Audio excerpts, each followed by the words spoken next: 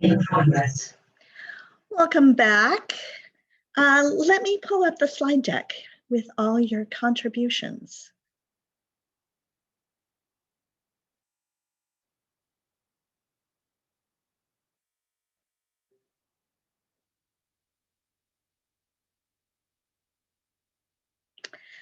So room one, I don't see anything written on the slide deck. Did you notice any words or phrases?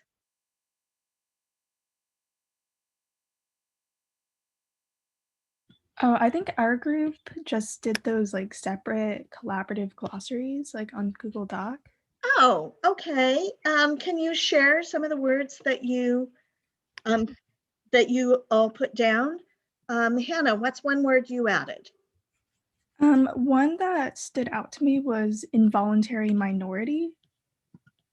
And then that definition is descendants of groups of persons who found themselves in the United States or under United States jurisdiction against their will. Yeah, and you'll notice that's a word, that's a phrase that I had never come across until I read Butternut and Grimm. And so they're assuming that other people won't know it also. And so they give that definition. Avery, you were in that room too, weren't you? Yes, sorry. What's a word that you added?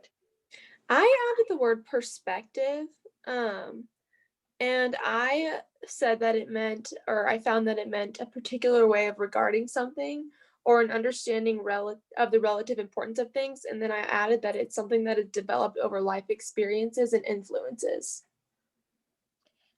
Did you find that specifically in the text? Yeah, I found the word. I think I was a little bit confused. I just found the word and I was like, oh, okay, she uses perspective. How can that be interpreted in a deeper meaning? He definitely uses it frequently. And so what we want to do is we want to find those unique words.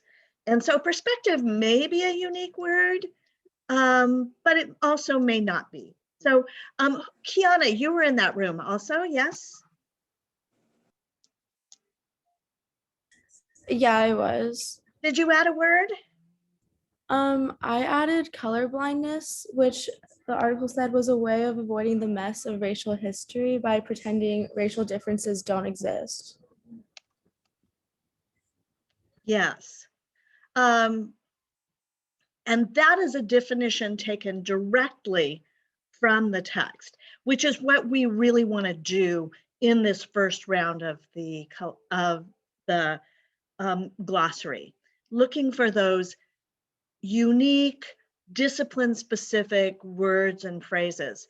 And Avery, when I said I don't know if that's unique to this discipline, I do mean that I don't know if it is.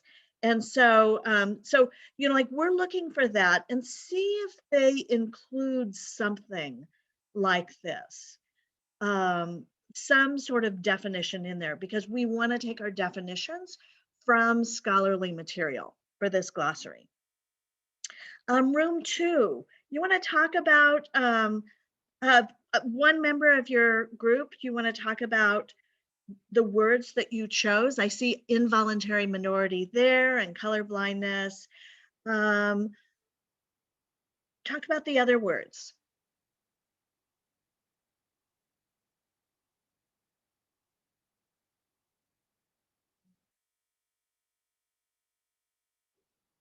Who's in room two? I am. Hi, Emma. Hi. I think the word that I put was modernist expectations of coherence. Yeah. What do you think that means? I don't really know. I think I just like chose the word that stood out to me that I didn't understand and put it down. Yeah, modernist is, you want to look at the context for this, because don't know. I mean, like, I don't remember the context of this. But you want to know what modernist is, and then how are they using it? Okay, I And have the sentence if you want me to read yeah, it. yeah, that would be great.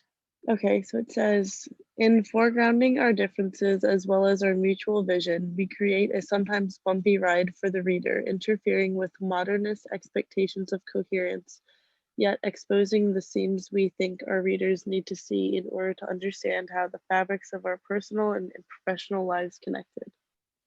Yeah, this is an interesting thing. We do what they're meaning with that is that we expect ideas to be very linear and scaffolded. You learn this, you learn this, you learn this, and then everything makes sense at the end. Have you finished reading this text, Emma? I mean, I like Did you skimmed. make it to the end yet? No. Okay, so but by the time you get to the end, you're going to see that they haven't solved anything. There's no definitive conclusion. There's a lot of lessons that they're trying to make sense of. And I think that that's important, is they're avoiding those modernist, I mean, they say they're all over the place, and the context gives that. Yeah, it's not straightforward. And that's what that sentence is all about. So this might not be something that goes into the glossary, but it might. It's sort of a unique phrase with um, a lot of powerful, deep meaning. What about, they're definitely going to define productive diversity. How are they using revisionist history? So I wrote that one. I think they're using this as, at least using this word kind of as a background to what they're talking about, because they're talking about racial diversity and they're using it in like senses of literature and other things. And I think by including this word, it's kind of showing that like our history isn't told from all perspectives, it's told from one person's perspective. And that's kind of how like literacy is taught to us. We're just taught based off of our teacher's perspective when there's like different people's perspective based off like different things to learn in literacy. And so I think with this they're trying to show that like with like writing centers and things like that, they can use different perspectives to make like the most out of what they can do and help as many people as possible. Good, Maylee. I remember the context for this one because I was looking at the annotations this morning. And the context was a lot of the tutors in the Writing Center were pushing back against Ron Takaki's book. By the way, that is an extraordinary book. That's let me see if I can remember the title of it. It's a multicultural history of America. And so it teaches the history of the US through a lot of different perspectives, the Latinx perspective, Black perspective, Native American, Chinese, Japanese, Filipino, Hawaiian. And Takaki goes through this because, like shedding light on things that actually happen in the US that, and a lot of people would push back and say that's revisionist history because it's changing the narrative of history. By the way, narrative might be a word that you would include in there. But just as you said, Maylee, it's we get a certain story and sometimes the story is different. But because the story is different, it's labeled revisionist history. And so, like exploring this and the impact of this might be really important. Let me go to group 3. And to ostracize oneself, sever ties. I mean, complex phrases that it's really important to understand in order to understand this text. Those might not be what we would look at as discipline-specific words and phrases, but they definitely are complex words. On the other hand, mainstream might be. We're looking for those words and phrases that literacy instructors would be using to study literacy pedagogy. By the way, pedagogy might be a word that you would want to examine too, or even the phrase literacy pedagogy, definitely. So this is complicated, being able to find these things. And I think it's just fine to include words and phrases that, like you just need a definition, but you may not need that discipline specific definition. So to ostracize oneself is to make oneself stand out. And the Black Tutor, in that first narrative that Nancy Barone tells, that's a powerful story. And she doesn't want to stand out. She doesn't want to ostracize herself. So now I've just made your life more complicated by doing this exercise. Questions for me?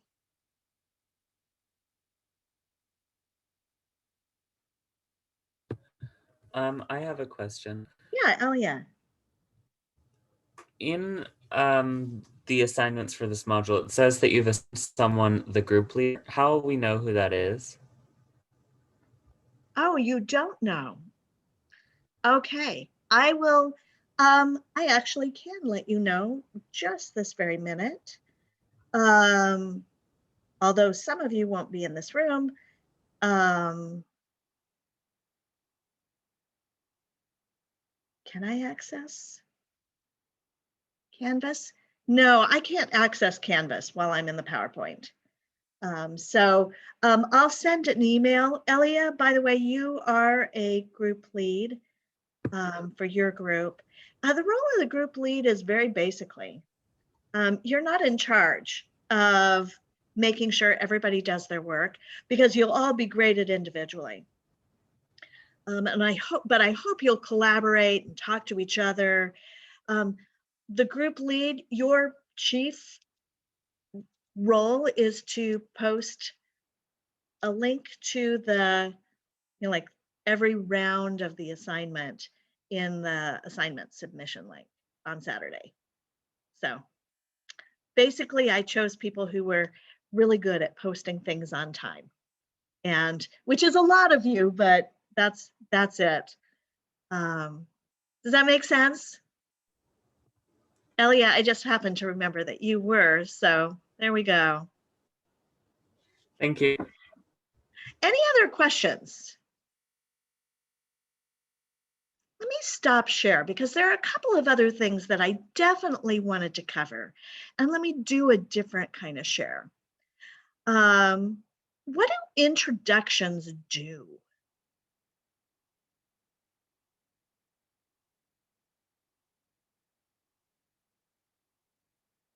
What do academic introductions do?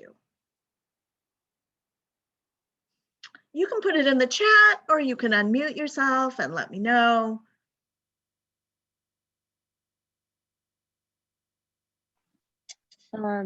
Usually introduces what's going to be in the text. Yeah, introduce what's going to be in the text. And they do that a lot of different ways. And so Elia just added some ways. It adds context, defines the purpose of the paper. So, like if we were going to break all of that down, we could say it introduces the topic. It provides some background information on the topic.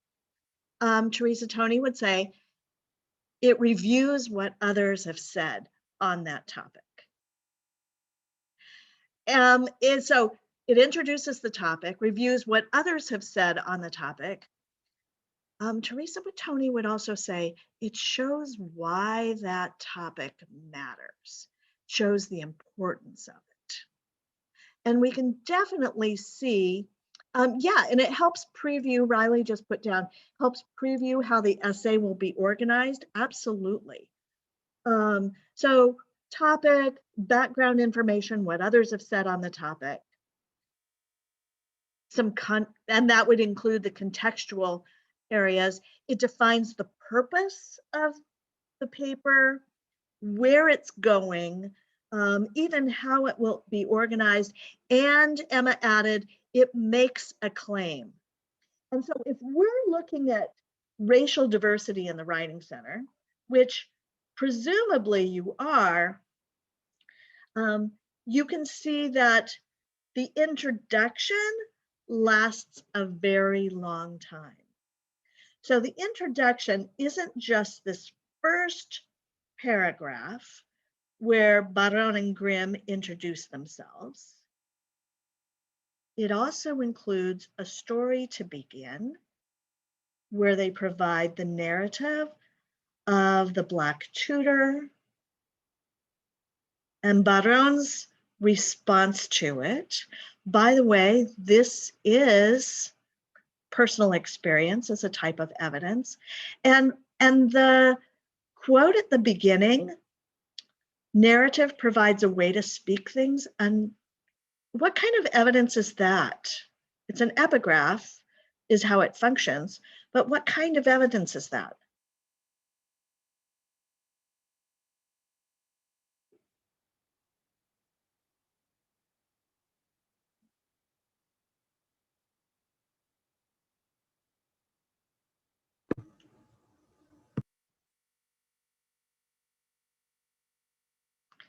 It's a citation, Briggs and Woolbright, which means that they're using, Briggs and Woolbright are Writing Center directors, so they are using this as expert opinion.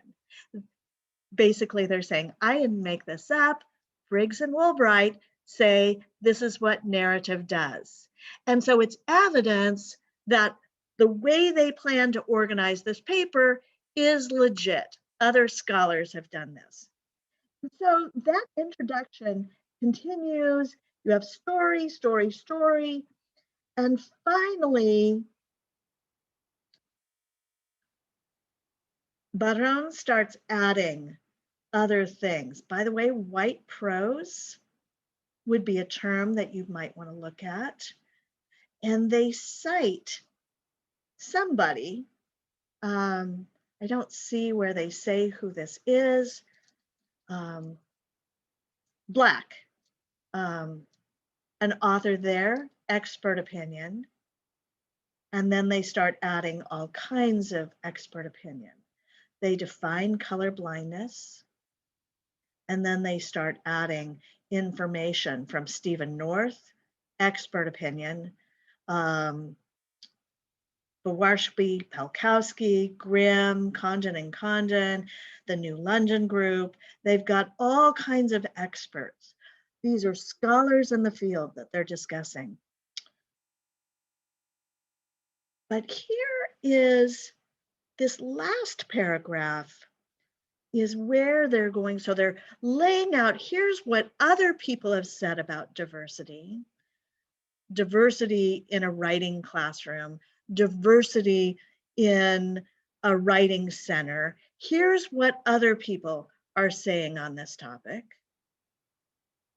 And now they can come in and they can add to that conversation about diversity in literacy pedagogy. And so here's them laying out the purpose of their paper.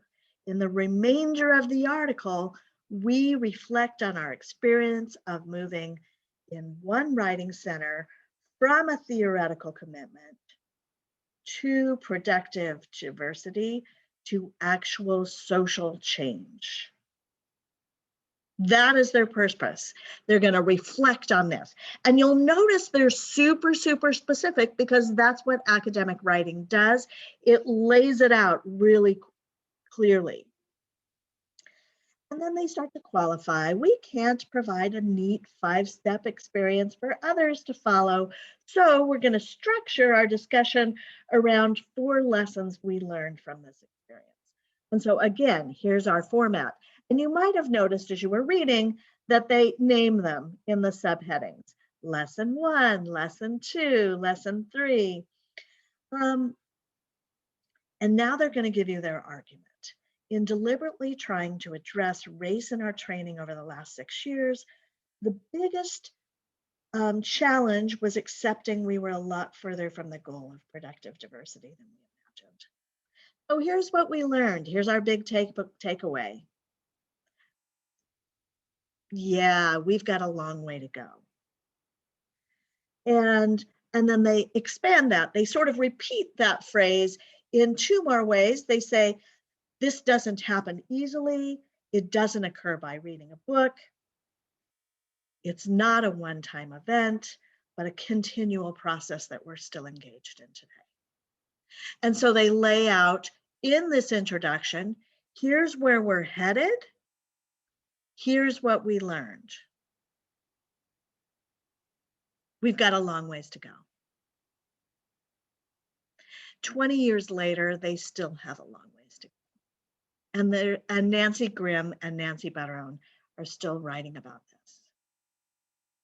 So it's 11:49. I am done with everything that I thought was important to do, except talking about evidence. And so this one last comment that I've got is it's really, really important. Evidence is the how you know something. And it can be hard to differentiate between claims and evidence. And it's harder still to be able to identify the type of evidence.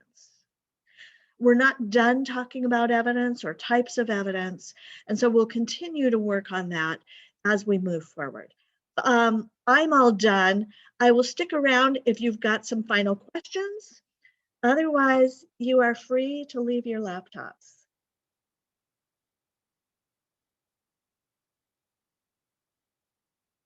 I have a question.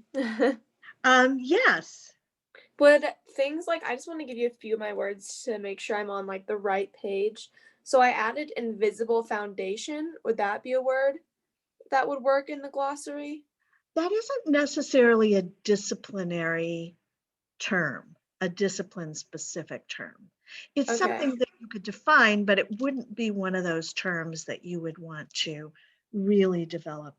Let me see if I can, like, do you see involuntary minority? Yeah. Or where they actually define color blindness, what they mean by it, white prose. What about color wall? Color wall actually would be a term that, Okay. like it would be an important term for you to understand as you move forward in understanding the discussion they are having about diversity. By the way, Gotcha. diversity is another term Okay. that you might want to think, or multiculturalism, because they So- differentiate between multiculturalism and diversity and productive diversity. I put non-mainstream thinking. Could that apply?